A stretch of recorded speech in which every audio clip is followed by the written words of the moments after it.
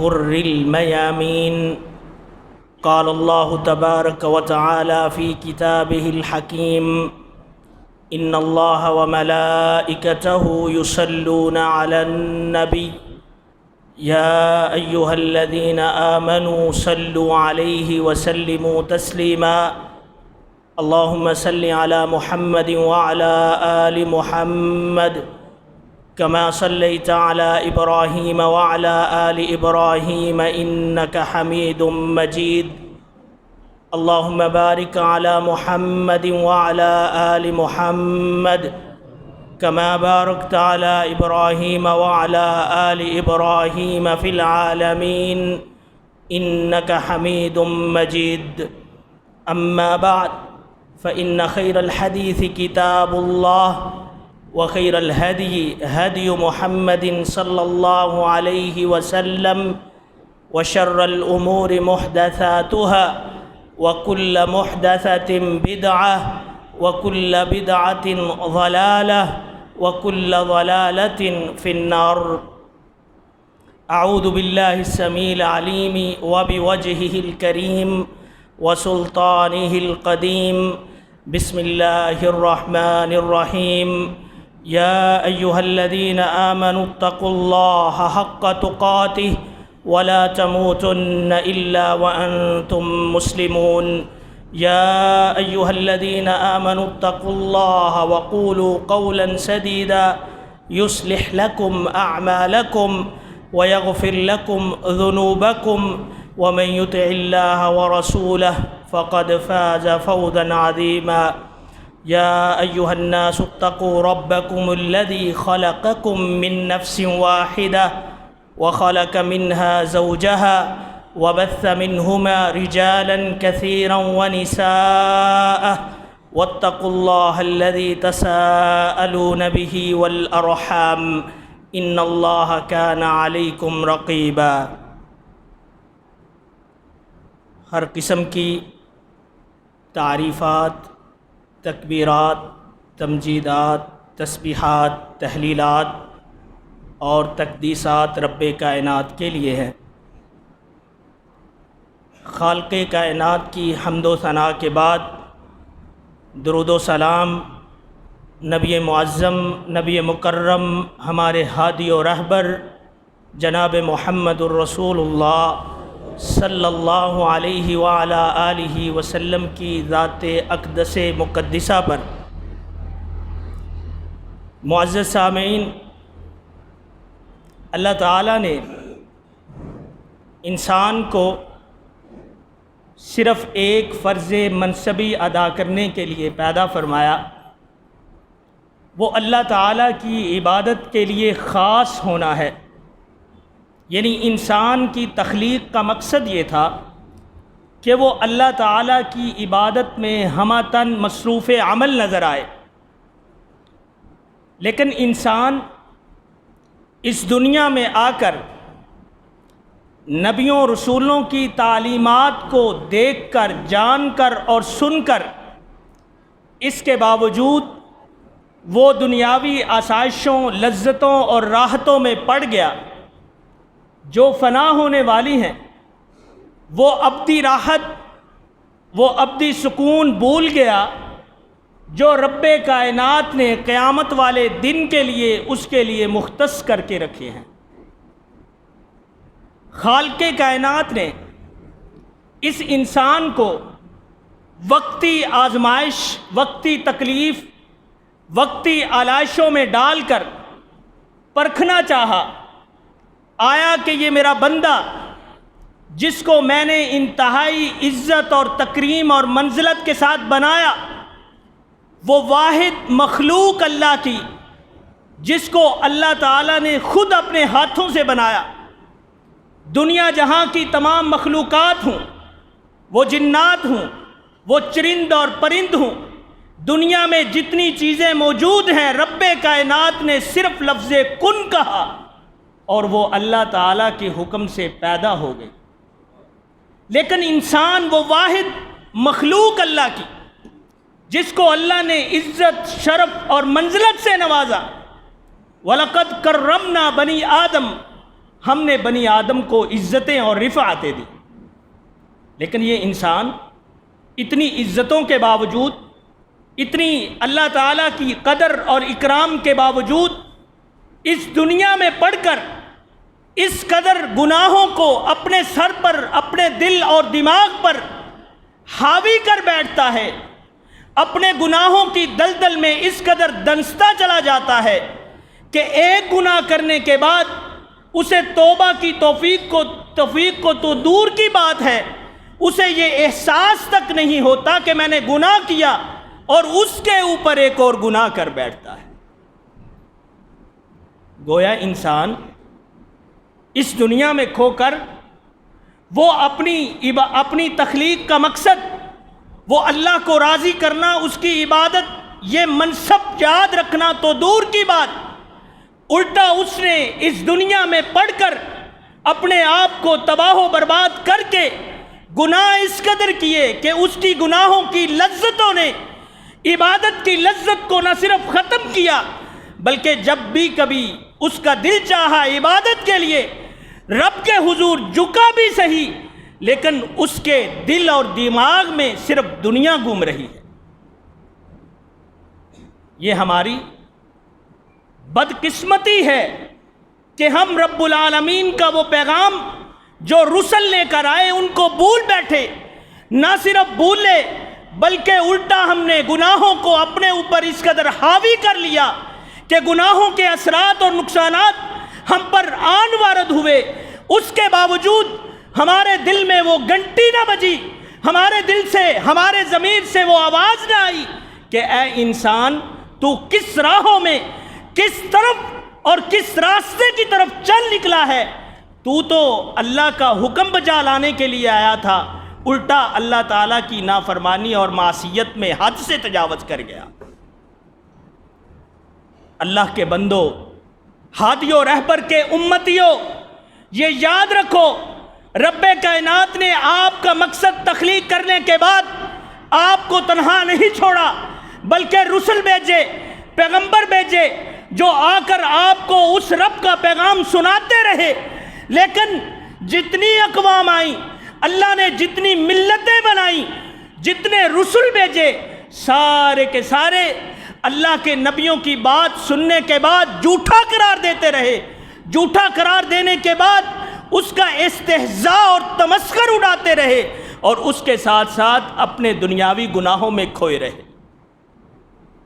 اللہ نے پھر ان کا حساب لیا، دنیا میں انہیں بتلایا کہ کوئی ذات ایسی ہے جو تمہارے اوپر ہے، جس نے تمہیں تخلیق کیا ہے۔ آیا تم اپنے خالق کو بھولے بیٹھے ہو؟ جس خالق نے تمہیں پیدا کیا ہے، جس کے ہاتھ میں تمہاری جانیں ہیں، اس کو بھول کر بیٹھے ہو۔ تو اللہ تعالیٰ نے ان قوموں پر، ان ملتوں پر آزمائشوں کے پہاڑ توڑ دیے، ان پر اتنی تکلیفیں اور آزمائشیں آئیں، لیکن اس کے باوجود وہ قومیں اتنی ڈیٹھ نکلیں، اتنی اللہ اور اس کے رسول کی نافرمانی کرنے والی نکلیں کہ انہوں نے پھر بھی اللہ کے حکم کو نہیں پہچانا۔ ہم سب سے پہلے اگر غور کریں، قرآن حکیم کو کھولیں، سورۃ البقرہ کی تلاوت کریں، اللہ تعالیٰ نے جو قصہ مفصل اور مطول انداز میں بیان فرمایا وہ حضرت آدم علیہ السلام کی تخلیق ہے، اور شیطان کا ہمارے والد کو سجدہ نہ کرنا ہے۔ اس شیطان کو جو فرشتوں کا قائد اعظم تھا، جو عبادت اور زہد اور ورع میں اتنا زیادہ تھا کہ ہمہ وقت اللہ کی عبادت میں کھویا رہنے والا، لیکن اس سے غلطی ہو گئی، اس سے ایک گناہ ہوا۔ رب کائنات نے کہا، اے میرے فرشتوں کی جماعت، ذرا میرے اس بندے کو سجدہ تو کرو، لیکن اس کے دل میں تھوڑا سا حسد آیا، تھوڑا سا بغض آیا، کینہ اور عداوت آئی کہ میں بڑا متقی، میں بڑا زاہد، میں رب کی اطاعت کرنے والا، میں اس مٹی کے بنائے ہوئے انسان کو سجدہ کیوں کروں جبکہ میں آگ سے پیدا کیا گیا ہوں اور آگ مٹی سے افضل ہے۔ گناہ تو ہو گیا، رب کی معصیت تو ہو گئی، نافرمانی تو ہو گئی، لیکن اس کا اثر کیا آیا؟ رب کائنات نے سب سے پہلے جو اس پر حکم جاری کیا فخرج فإنک رجیم وإن علیک اللعنۃ الی یوم الدین۔ اے ابلیس، سب سے پہلے تو ذرا میرے اس مقدس دربار سے نکل جا، تیری یہاں کوئی جگہ نہیں۔ تیری وہ عزت تکریم جو عبادت کی وجہ سے تھی، میرے سامنے جھکنے کی وجہ سے تھی، میرا حکم ماننے کی وجہ سے، اب تو نافرمان ہو گیا۔ جب تو نافرمان ہوا تیرا حق نہیں کہ میرے اس دربار میں ٹھہر سکے۔ اللہ نے اس کو ایک یہ سزا دی، دوسری سزا اس کے گناہ کی اللہ تعالیٰ نے قیامت تک اسے مردود اور لعنتی قرار دیا۔ وَإِنَّ عَلَيْكَ اللَّعْنَةَ إِلَىٰ يَوْمِ الدِّينِ، قیامت کے دن تک، حساب کے دن تک تجھ پر لعنتیں ہوں گی، اللہ کی ہوں گی، فرشتوں کی لعنتیں، رسولوں کی لعنتیں، تمام انسانوں کی لعنتیں اے شیطان تجھ پر برستی رہیں گی۔ اس کا گناہ یہ تھا کہ اس نے اپنے رب کی نافرمانی کر دی۔ اے بندہ مومن، خود کو مسلمان کہلانے والے، خود کو بڑا متقی اور پرہیزگار ماننے والے، اپنے آپ کو اس دنیا میں رہتے ہوئے ولی تصور کرنے والے، ذرا سوچ، شیطان کو تو صرف ایک سجدے کا کہا گیا، اور وہ سجدہ بھی تعظیمی تھا، عبادات میں نہیں تھا۔ اس نے وہ نہ کیا تو اس کو اس قدر سزا ملی۔ اے انسان، جس نبی کے امتی ہو، جس رب کی تخلیق ہو، اس نے تو پیدا ہی عبادت کے لیے کیا تھا، اور رسول جو آئے تھے ہمارے ہاتھی، وہ بھی اس لیے آئے تھے کہ رب کا بولا ہوا سبق ہم کو یاد کرا جائے۔ وہ تو ایک سجدے کی وجہ سے راندہ دربار ہوا۔ اے انسان، تیری سوچ میں، تیرے دل اور دماغ میں یہ بات کیوں نہیں ٹھہرتی؟ ایک سجدے کی وجہ سے جو دربار سے نکل گیا، کتنے سجدوں کو تو ضیاع کر بیٹھتا ہے، کتنی نمازیں تجھ پر واجب ہیں جن کو ادا کرنا چھوڑ دیتا ہے۔ حضرت آدم علیہ السلام کے بعد اللہ تعالیٰ نے نوح علیہ السلام کو بھیجا۔ 950 برس اللہ کے حکم کی تبلیغ کرتے رہے، اپنی قوم کو لا الہ الا اللہ کی تعبیر سمجھاتے رہے، لیکن یہ قوم نہیں مانی۔ اس قوم نے اللہ کے نبی کا حکم نہیں مانا، نافرمانی کی، گناہ کیا۔ گناہ کا اثر یہ تھا مما خطیئاتہم اغرقوا فادخلوا نارا۔ اللہ نے 2 سزائیں دی۔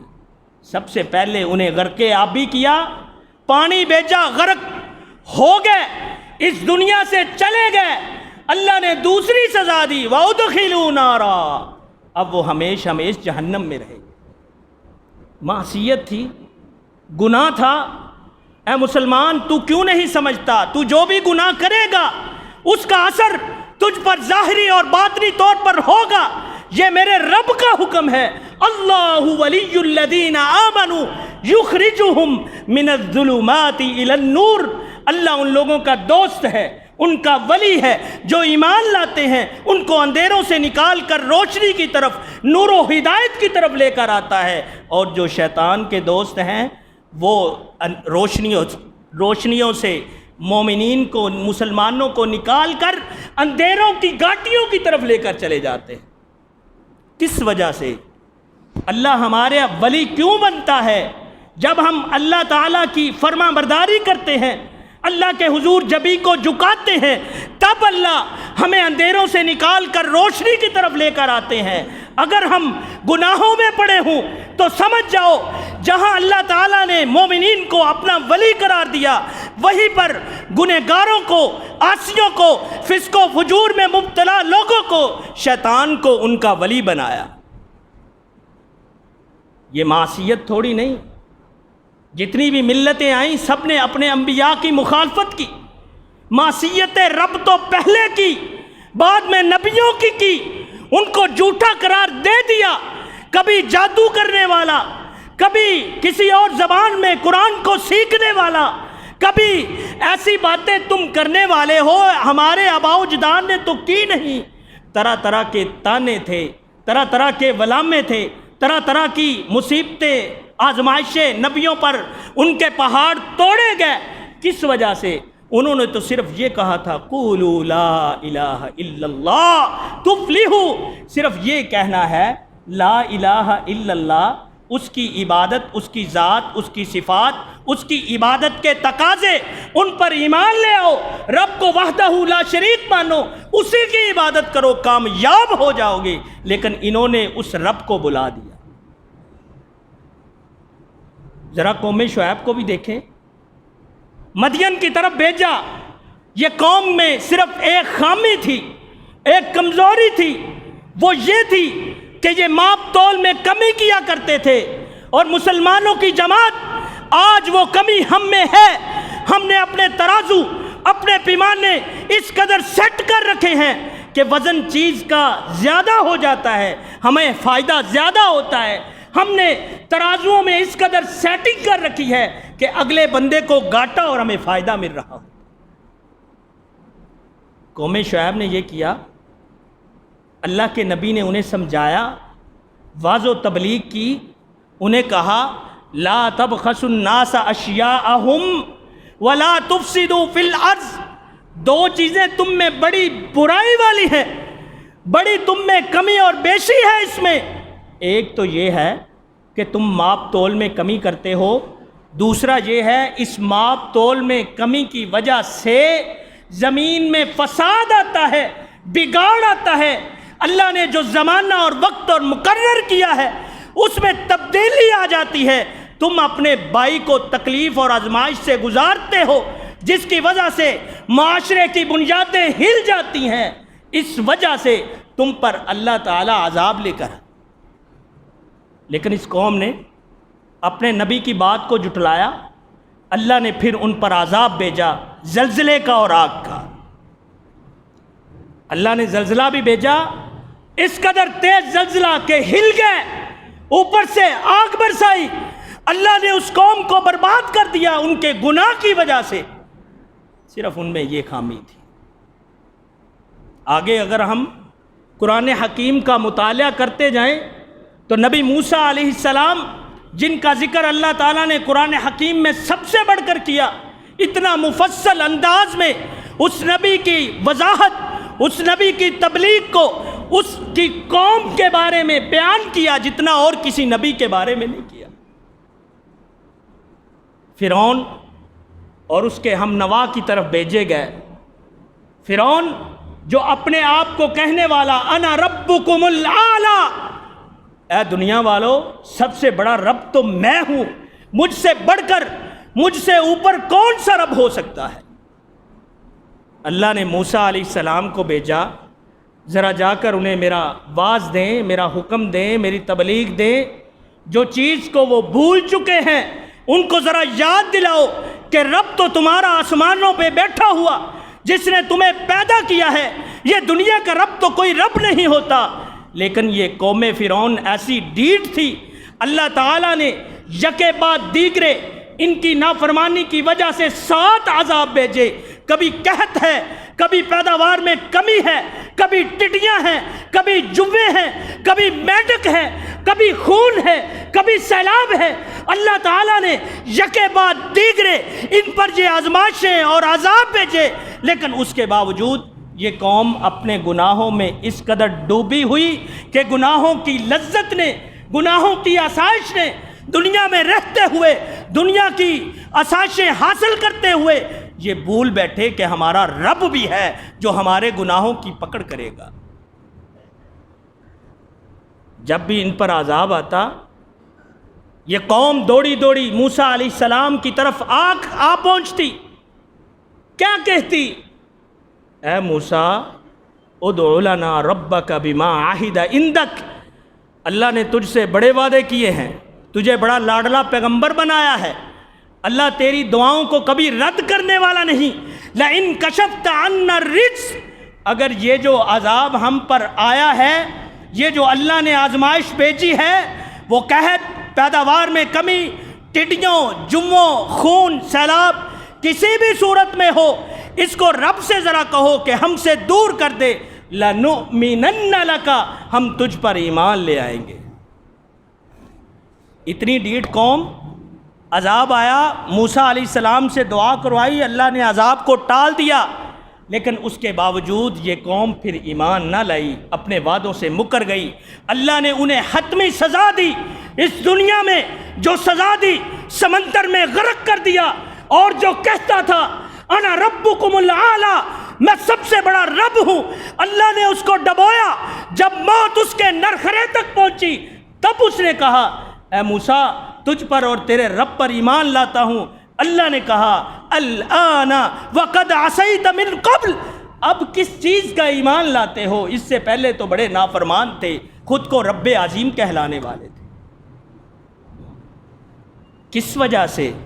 معصیت رب کی وجہ سے، معصیت رسول کی وجہ سے قوموں پر عذاب آئے، اس قدر عذاب آئے، اس کے باوجود ان قوموں نے اپنے رب کے حکم کو نہیں جانا۔ اور آج اگر ہم اپنے معاشرے کی مجموعی حالت دیکھیں، مسلمانوں کی حالت دیکھیں، ذلت ہم پر ہے، مسکنت ہم پر ہے، محکومیت ہم پر ہے، دنیا جہاں میں ہماری کوئی بات سننے کے لیے تیار نہیں، ہم مغلوب قوم ہیں۔ کس وجہ سے؟ ہم اس رب کے پیغام کو چھوڑ کر اس دنیا میں اپنے گناہوں کا بوجھ لاتے ہوئے پھر رہے۔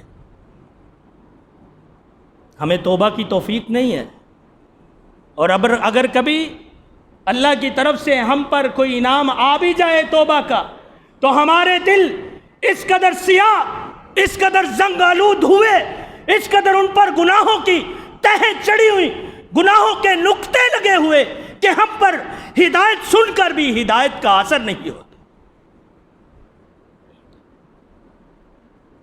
یونس علیہ السلام اللہ کے وہ پیغمبر جن کی واحد قوم ایسی ہے جن پر اللہ تعالیٰ کا عذاب آنے کے باوجود ٹل گیا، واحد قوم ہے۔ قرآن حکیم کا مطالعہ کرے، قرآن حکیم کو پڑھے تو ہمیں پتہ چلتا ہے کہ صرف ایک نبی کی امت گناہ کرنے کے باوجود بچ گئی۔ اس کی وجہ کیا تھی؟ یونس علیہ السلام نے اپنی قوم سے کہا میری بات نہیں مانتے ہو، میں رسول ہوں، پیغمبر ہوں، اللہ نے مجھے بھیجا ہے، سب کچھ تمہارے دلوں میں ہے، تمہیں پتہ بھی ہے کہ میں رسول ہوں، اس کے باوجود مجھ پر ایمان نہیں لاتے، میری فرما برداری نہیں کرتے، معصیت میں ڈوبے ہوئے ہو، میں تمہیں چھوڑ کر جا رہا ہوں، 3 دن کی مہلت ہے، اللہ تم پر عذاب کو مسلط کر دیں گے۔ لیکن یہ نبی یونس علیہ السلام معمولی سی لغزش کی وجہ سے یہ کہہ کر تو چلے گئے کہ تم پر عذاب آئے گا، لیکن یہ قوم بڑی سیانی تھی، انہیں اقوام کے حال کا پتہ تھا، انہیں یہ پتہ تھا ہمارا نبی سچا ہے، ہم اس پر ایمان لائیں یا نہ لائیں، یہ ان کے دل جانتے تھے، ان کے دل دنیا کے اقوام کی حالت کو بھی جانتے تھے، جو پہلے ملتیں آئیں ان پر کیا گزرا، کرتے کیا ہیں، ان کی سزا ٹل کیوں گئی، اپنے گھر والوں کو لیتے ہیں، بچے بھی ہیں، بوڑھے بھی ہیں، جوان بھی ہیں، عورتیں بھی ہیں، کھلے میدان میں آتے ہیں، رب کے سامنے اپنی جبیں کو جھکا دیتے ہیں، کہتے ہیں اے ہمارے رب تیری نافرمانی کرتے تھے، تجھ سے ہی دعا کرتے ہیں کہ ہمارے گناہوں کو معاف کر دے۔ اللہ نے ان پر اپنے عذاب کو ٹال دیا صرف ان کی توبہ کی وجہ سے، حالانکہ ان کے اتنے گناہ تھے، اتنی نافرمانیاں تھی، اللہ کا عذاب آنے والا تھا، نبی کی بات جھوٹی نہیں ہو سکتی، لیکن اللہ کو ان کی توبہ اس قدر پسند آئی، اللہ نے ان کے گناہوں کو دھو ڈالا اور اس قوم کو عذاب سے بچا لیا۔ لیکن یہ نبی یونس علیہ السلام کشتی میں بیٹھے، سمندر میں ہیں، کشتی میں سے انہیں سمندر میں پھینک دیا گیا، مچھلی کے پیٹ میں چلے گئے، 3 اندھیروں میں یہ اللہ کا نبی یونس علیہ السلام پڑا ہوا، مچھلی کے پیٹ کا اندھیرا ہے، سمندر کا اندھیرا ہے، رات کی تاریکی کا اندھیرا، اندھیرا در اندھیرا، یہ پیغمبر مچھلی کے پیٹ میں ہے۔ غلطی کیا ہے؟ رب کے حکم کے بغیر اس قوم سے نکل پڑا، اس بستی سے نکلنے کے لیے مجبور ہو گیا کہ یہ قوم میری بات کو نہیں ماننے والی، اللہ نے سزا دے دی، مچھلی کے پیٹ میں ڈال دیا۔ غلطی ہو گئی، معمولی سی لغزش ہو گئی. یہ نبی یونس علیہ السلام اللہ کا ذکر کرتے ہیں, لا الہ الا انت سبحانک انی کنت من الظالمین. یہ نہیں کہا کیا اللہ تیری قوم ماننے والی نہیں تھی اس لیے چھوڑ کر آ گیا.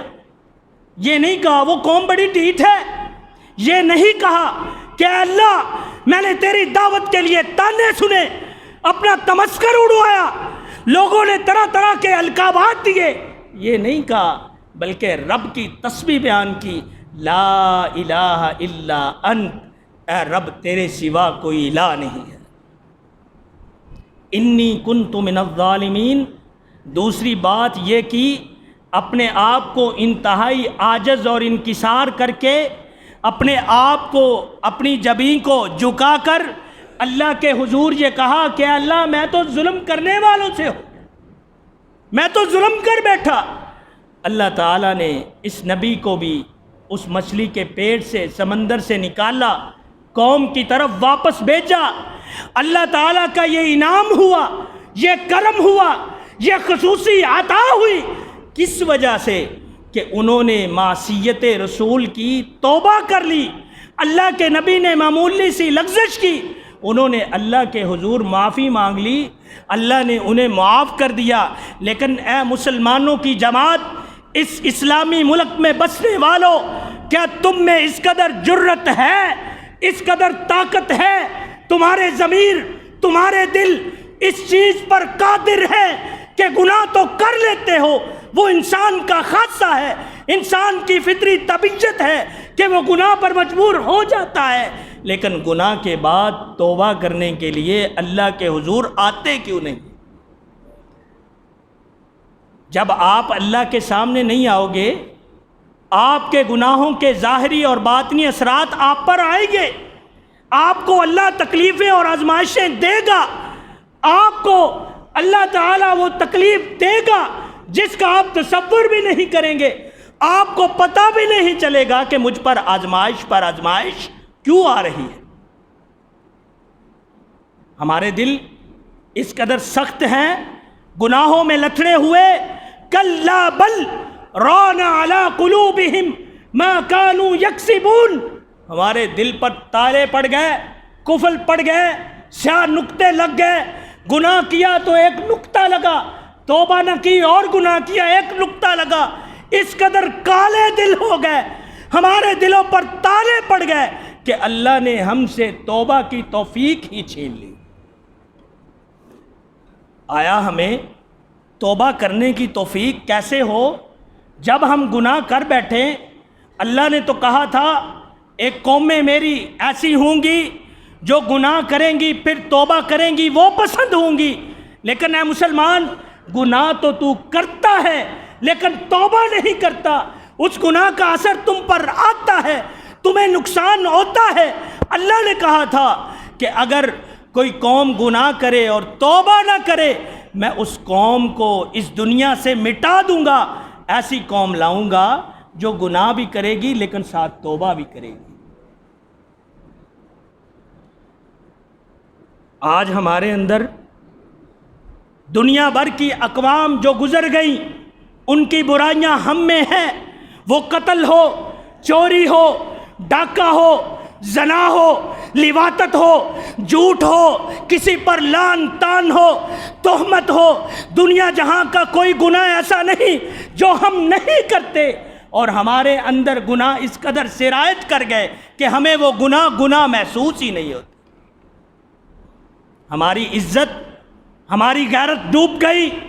ہمارے اندر وہ حوصلہ اور وقار نہیں رہا کہ ہم اللہ کے حضور آ کر توبہ ہی کر لیں, اللہ کو یہی کہہ لیں کہ اللہ گناہ ہو گیا, تیرا عاجز بندہ تھا, ذرا اپنی رحیمی کریمی دکھا, تو غفور الرحیم ہے, مجھے ذرا معاف تو کر. وہ میرا رب تجھے اسی وقت معاف کر دیتا. یہ ہمارے معاشرے کی مجموعی حالت ہے. ہم اپنے معاشرے میں اس قدر سکون اور وقار کے ساتھ زندگی گزارنا چاہتے ہیں لیکن اللہ کے حضور آ کر جھکنا نہیں چاہتے. تو اللہ تعالیٰ کے حکم کے مطابق جو آ کر اللہ کے حضور نہ جھکے اس کی عزت نہیں ہے. جس کی اللہ کے ہاں کوئی عزت نہیں، دنیا میں اس کا کوئی وقار نہیں، کوئی منزلت نہیں، کتنا بڑا لینڈ لارڈ ہو، چودھری ہو، بزنس مین ہو، دنیا جہاں کی نعمتیں رکھنے والا ہو، جب اللہ کے ہاں قدر نہیں ہے تو دنیا میں اس کی کوئی قدر اور وقار نہیں۔ ہم گناہ کرتے ہیں، اور سب سے بڑا ہمارا گناہ یہ آج ہمارے معاشرے میں رواج ہے کہ ہم زکوٰۃ نہیں دیتے۔ اللہ نے ہم پر واجب کی، اللہ کے رسول نے ہمیں سمجھایا کہ اپنی مال سے، اپنے جانوروں سے، اپنی زمینوں سے، اپنے سونے اور چاندی سے آپ نے سال بھر ان شرائط کے ساتھ زکوٰۃ دینی ہے، لیکن ہم اس حکم کو بھول گئے۔ اللہ نے پھر ان اقوام کا کیا حال کیا جو زکوٰۃ دینا بھول گئے؟ اللہ تعالیٰ نے فرمایا، اللہ کے حبیب کی زبان سے بھی یہ الفاظ صادر ہوئے، لم یمنعوا الزکوٰۃ، انہوں نے زکوٰۃ کو روک لیا، زکوٰۃ دینی بند کر دی، منعوا من القطر، اللہ نے ان پر اپنی رحمت، اپنی بارش کو روک لیا۔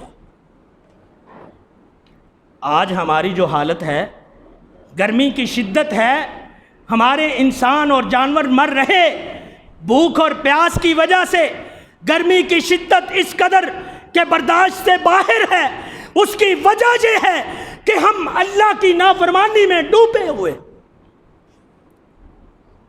ماپ تول میں کمی بھی ہم کرتے ہیں، زکوٰۃ بھی ہم نہیں دیتے، الٹا اللہ پر احسان جتلاتے ہیں کہ کبھی نماز پڑھ لی تو اللہ کے حضور آ کر دل میں تصور یہ ہے کہ میں نے اپنے ساری زندگی کے فرائض کو پورا کر دیا۔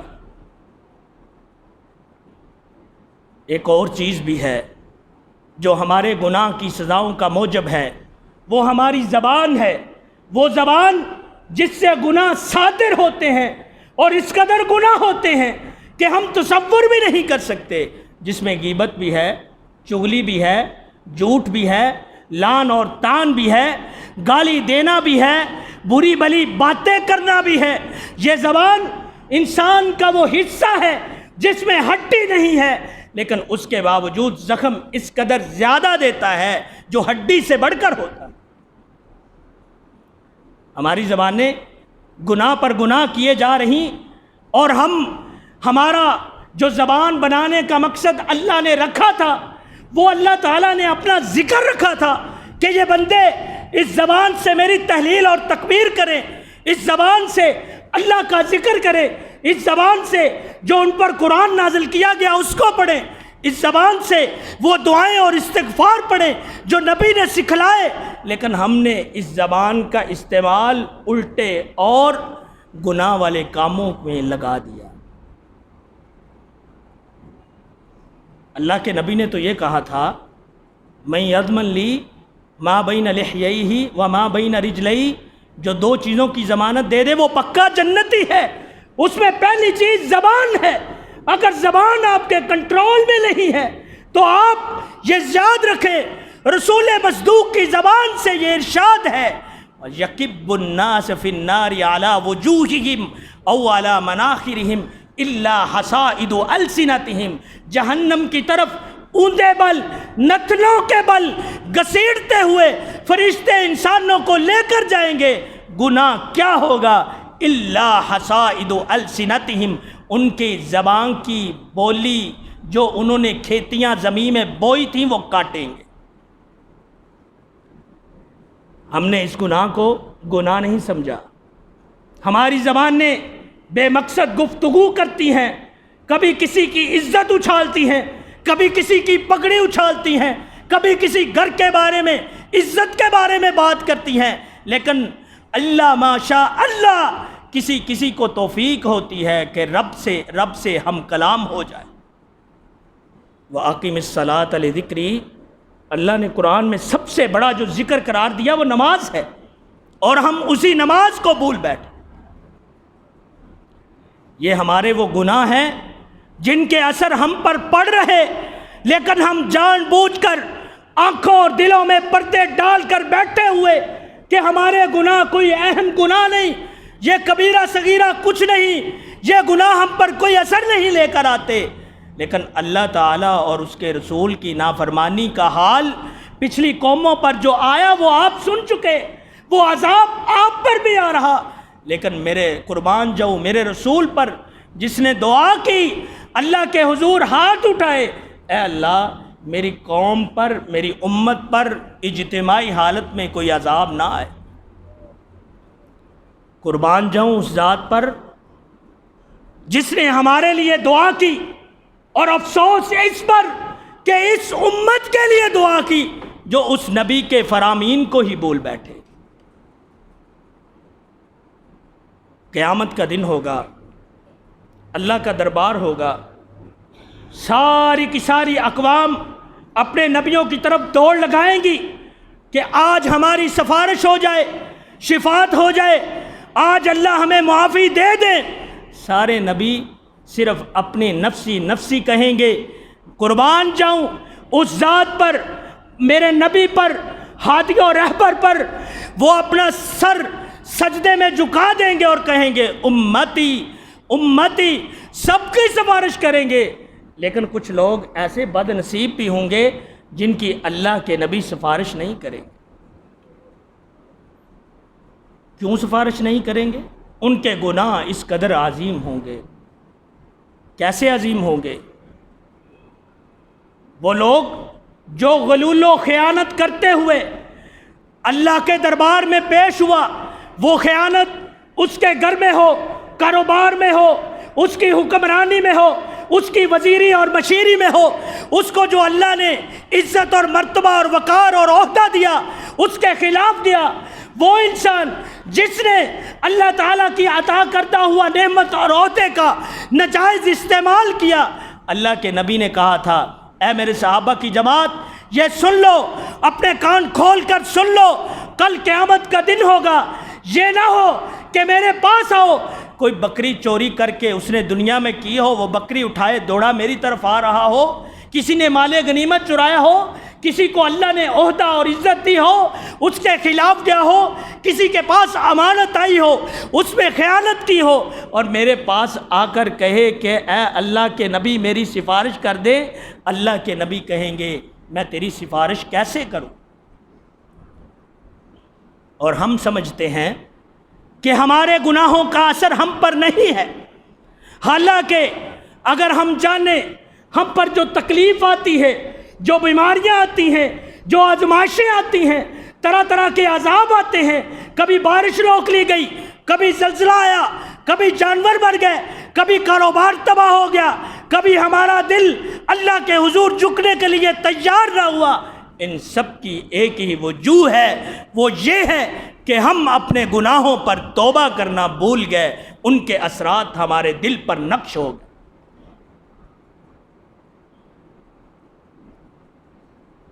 دنیا کے اندر رہتے ہوئے اگر آپ کے اذہان میں یہ بات ہے کہ گناہ ہم کر لیں گے بعد میں توبہ کر لیں گے، تو یاد رکھیں اللہ ان لوگوں کو توبہ کی توفیق کم ہی دیتا ہے جن کی نیت یہ ہو۔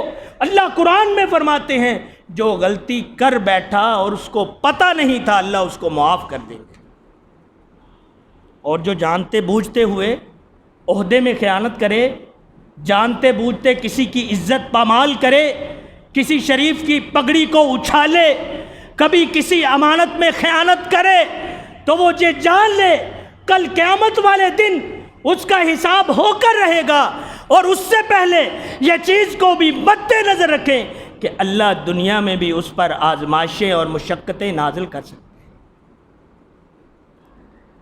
ہم سمجھتے ہیں کہ ہمارے گناہوں کے اثرات ہم پر نہیں، ہم بڑے آسودہ اور خوشحال ہیں، کاروبار ہیں، ہماری زندگیاں بڑے پروقار انداز سے گزر رہی، ہم سمجھتے ہیں ہمارے پاس مال بھی ہے، ہمارے پاس اولاد بھی ہے، ہمارے پاس بینک بیلنس بھی ہے، ہمارے پاس آسائشیں بھی ہیں، لیکن یہ یاد رکھو آپ کی رسی کو اللہ نے ڈیل دے رکھی ہے۔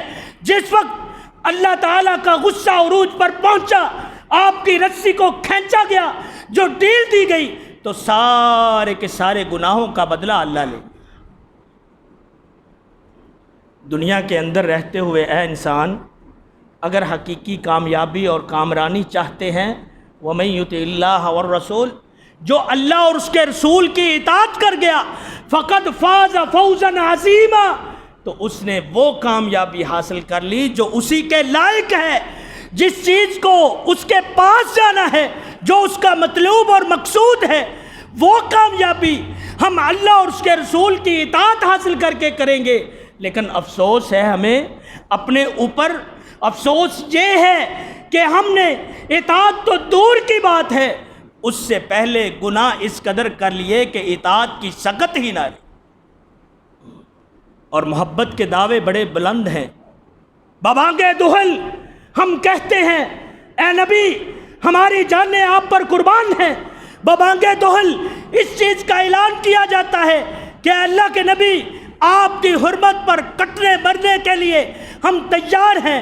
یہ چیز اپنی جگہ حقیقت ہے کہ اطاعت کے لیے محبت شرط ہے، اور اولین شرط ہے محبت ہوگی تو اطاعت ہوگی، لیکن یہ جان لو وہ محبت کوئی فائدے والی نہیں ہے جب تک آپ اس نبی کی اطاعت نہیں کرنے والے۔ تعصِ الرسول وانت تظہر حبہ ھذا فی الزمان بدیع ھذا لعمری فی الزمان بدیع۔ یہ زمانے میں بڑی عجیب بات ہے کہ گناہ بھی کرتے ہو اور یہ بھی کہتے ہو کہ میں نبی کی بڑی اطاعت کرنے والا، نبی سے بڑی محبت کرنے والا۔ اگر تم محبت کرتے، اگر تم وہ اطاعت ساتھ کرتے تو پھر مانا جانا تھا کہ آپ نے محبت کرنے والے کے ساتھ وہ حق کے وفا ادا کیا جو آپ کو محبت سکھاتی۔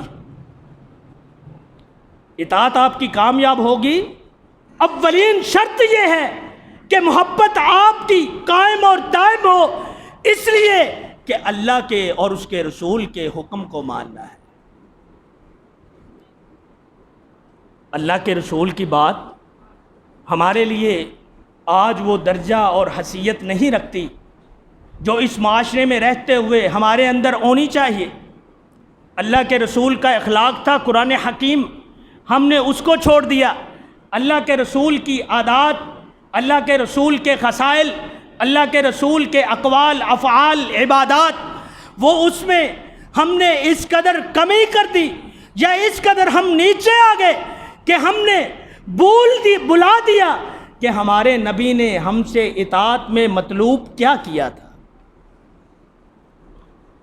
جب ہم اپنے گناہوں پر نظر دوڑائیں، اے مسلمانوں کی جماعت، ذرا اپنے ضمیروں کو ڈٹولو، آپ جان لو گے کبھی آپ نے کسی کی عزت اچھالی ہوگی، کبھی آپ نے کسی کی عزت کی بات کی ہوگی، کبھی جھوٹ بولا ہوگا، کبھی چغلی کی ہوگی، غیبت کی ہوگی، تو اے مسلمان اس کے بعد ذرا یہ تو سوچ، اپنے دل سے پوچھ، کیا تو نے اس کے بعد اللہ کے حضور جھک کر اس کی معافی بھی مانگی تھی کہ نہیں مانگی تھی؟ اگر تم معافی مانگ لی تو مجھے اپنے رب کی رحمت پر پورا یقین اور ایمان ہے کہ میرا رب غفور الرحیم ہے، وہ درگزر کرنے والا ہے، اس نے تمہیں معاف کر دیا۔ لیکن اگر معافی نہیں مانگی تو ذرا سوچ، تجھ پر جو آزمائشیں آ رہی، جو عذاب آ رہے، اس کی وجہ ایک ہی ہے کہ تو اپنے رب کو بلا بیٹھا ہے، اس کے سامنے توبہ کرنے سے، اس کے سامنے جھکنے سے تو باز ہے۔ حقائق اس چیز کے منافی ہیں۔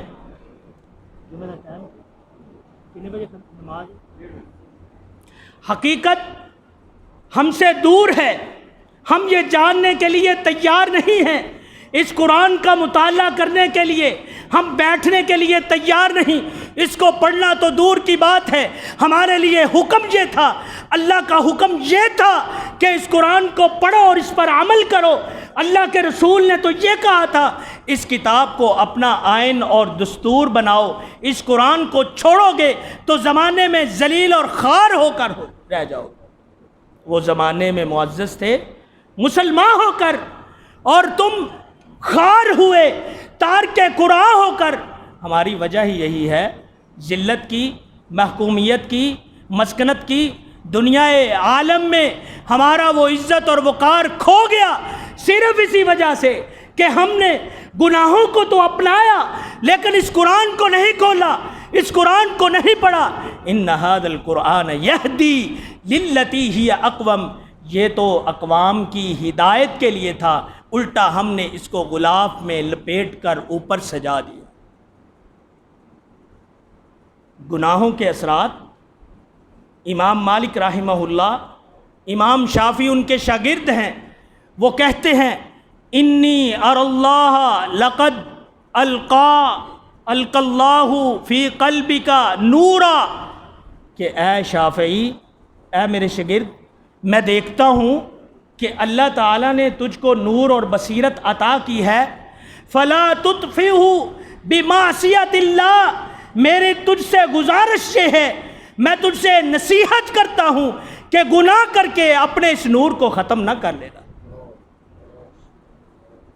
یہی امام شافعی ہیں، اپنے استاد وکی سے یہ گزارش کرتے ہیں کہ استاد مکرم، دین سیکھتا ہوں، سیکھا نہیں جاتا، یاد کرتا ہوں، بھول جاتا ہوں، اس کی وجہ کیا ہے؟ تو امام وکی کہتے ہیں اے شافعی رحمہ اللہ، تجھ پر یہ لازم ہے، اگر دین کو حاصل کرنا چاہتے ہو، اگر قرآن کو جاننا چاہتے ہو، اگر حدیث کو سمجھنا چاہتے ہو، تو لازم یہ ہے کہ گناہوں کو پہلے چھوڑ دو، ان کے اثرات دور ہوں گے تو علم تیرے سینے میں آ جائے۔ حضرت عبداللہ ابن عباس نے فرمایا رضی اللہ تعالی عنہ کہ آدمی جو نیکی کرنے والا، اللہ تعالیٰ اس کے چہرے پر نور ڈالتے ہیں، وہ عمومی حالت میں مسلمانوں میں نظر نہیں آتا، الا قلیل، کسی کسی کے چہرے پر وہ نور نظر آتا ہے۔ اس کی وجہ یہ ہوتی ہے وہ اللہ کے حضور جھک کر توبہ کرنے والا ہوتا ہے، اللہ کے لیے اپنے جان اور مال کو قربان کرنے والا ہوتا ہے، اللہ کی رضا کے لیے اعمال کرنے والا ہوتا ہے۔ انسان ہونے کے ناطے اس سے گناہ ہو جاتے ہیں، فوری اللہ کی طرف رجوع کر لیتا ہے، اللہ تعالیٰ اس کے سینے کو کشادہ کر دیتے ہیں اور اس کے چہرے کو نور سے بھر دیتے ہیں۔ اے مسلمان، اگر تو چاہتا ہے کہ اقوام جو ملتیں گزری ان کی طرح تجھ پر آزمائشیں نہ آئیں، تو گناہوں میں جکڑا نہ جائے، اللہ کی پکڑ گناہوں کی وجہ سے تم پر کسی بیماری تکلیف نہ آ جائے، تو تجھ پر یہ لازم ہے، یہ یاد رکھ، گناہ تو ہوں گے، یہ فطری بات ہے کہ گناہ انسان کرے گا، وہ جانتے ہوئے یا نہ جانتے ہوئے، لیکن اس کے بعد جو عمل کرنے والا ہے وہ توبہ ہے، انابت اللہ ہے، اللہ کی طرف رجوع کرنا ہے۔ اگر تو گناہ کر کے اللہ کے حضور آ گیا تو اللہ تیرے سینے کو ایمان سے پھر سے بھر دیں گے اور تجھ پر وہ رحم اور لطف پھر سے اللہ کا واپس لوٹائے۔ لیکن اگر تو نہ لوٹا تو اللہ اس بندے کی طرف نہیں لوٹتا جو اس کی طرف لوٹنا نہ چاہے۔ اللہ توفیق تو دیتا ہے، اللہ راستے تو دکھاتا ہے، اللہ تعالیٰ کی طرف سے آپ کو پیغام تو پہنچتا ہے، لیکن آپ کے دل کی کھڑکی اس وقت کھلتی ہے جب وہ احکم الحاکمین آپ پر پوری طرح راضی ہو۔ جب وہ آپ پر راضی ہوگا تو آپ پر عنایت اور احسان ہوگا، آپ گناہ بھی کریں گے، لیکن وہ گناہ آپ جب توبہ کر لیں گے اللہ فوری بخشتے چلے جائے گا۔ آپ یہ سمجھتے ہیں، آپ کے قلوب و اذہان میں یہ ہے کہ ہم کل توبہ کر لیں گے، پرسوں توبہ کر لیں گے، بڑی لمبی زندگی ہے۔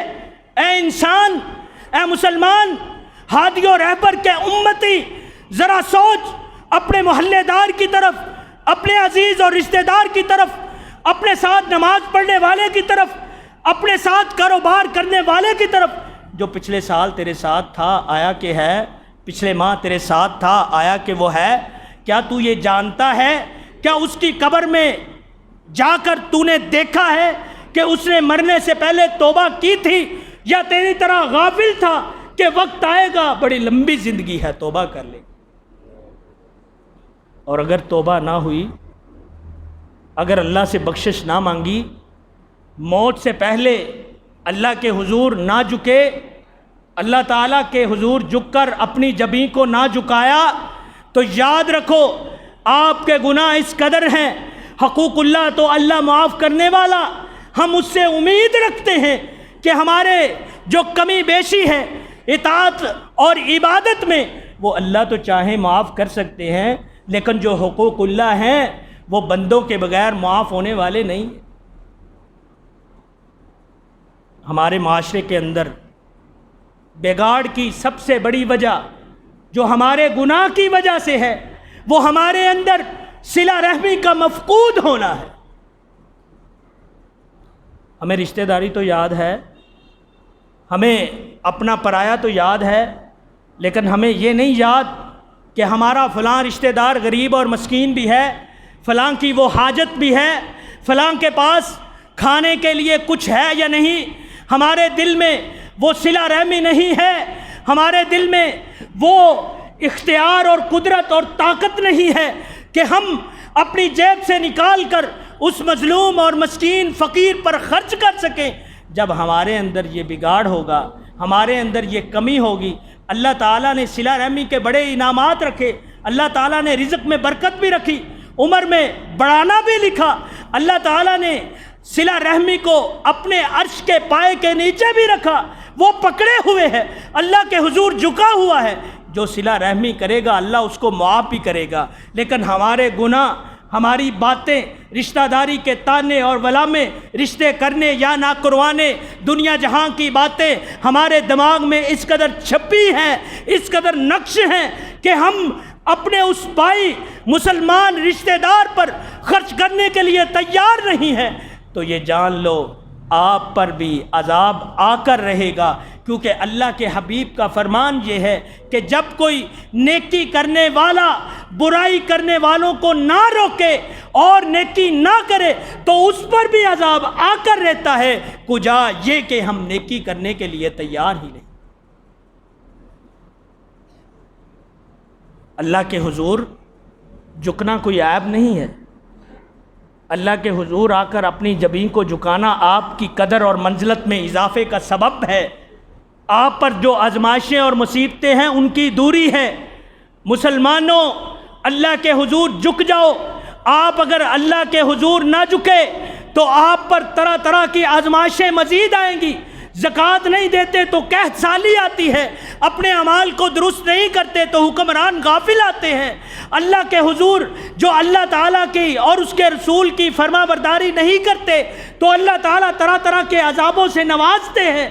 اے اللہ کے بندو، اگر آپ چاہتے ہو یہ چند دن کی دنیا جس میں رہ کر ہم نے ابدی زندگی حاصل کرنی ہے، وہ نعمتیں، وہ سکون حاصل کرنا ہے جو ہمیشگی والا ہے، تو یہ جان لو اس دنیا میں رہتے ہوئے آپ کو اس رب کے سامنے جھکنا پڑے گا، اس کے رسول کی بات کو ماننا پڑے گا، اس رسول کی بات کو محبت کے ساتھ اطاعت کرنی ہم پر واجب ہوگی۔ اگر ہم نہیں کرتے، اگر ہم اس میں غافل ہیں، اگر ہم توبہ کی طرف رجوع نہیں کرتے تو جان لو آپ پر جو آج عذاب ہے وہ اسی وجہ سے ہے۔ اللہ کے حضور جھکیں، اللہ کے حضور جھک کر اپنے گناہوں کی معافی مانگیں۔ یہ نہ سوچیں بعد میں توبہ کر لیں گے یا اور گناہ کر لیں پھر توبہ کر لیں گے، بڑی لمبی زندگی ہے۔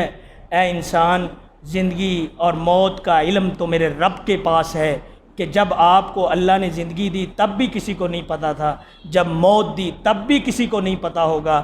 اس لیے اللہ کے حضور جھکے، اللہ سے انابت کریں، اپنے گناہوں سے معافی مانگے تاکہ ہمارا معاشرہ پروقار اور پرسکون ہو، ہم پر اللہ تعالیٰ کی رحمتیں اور بارشیں نازل ہوں، ہمارے اوپر جو آزمائشیں چولستان کے صحراؤں جیسی آتی ہیں وہ ہم پر آن وارد نہ ہوں، زلزلے ہم پر نہ آئیں، تو اس کے لیے اللہ کے حضور جھک جائیں، اللہ سے توبہ کریں، اللہ سے مغفرت کریں۔ سبحان اللہ، میرا رب بڑا غفور الرحیم ہے، بڑا کریم ہے، بڑے سے بڑا عاصی آ جائے، بڑے سے بڑا گنہگار آ جائے، دنیا جہاں کے گناہ لے کر آ جائے، میرا رب اسے فوراً بخش دیتا ہے۔ اللہ کے حضور جھکیں، اللہ تعالیٰ سے دعا ہے کہ اللہ تعالیٰ مجھے اور آپ کو عمل کرنے کی توفیق عطا فرمائے۔ وما توفیقی الا باللہ وآخر دعوانا ان الحمد للہ رب العالمین۔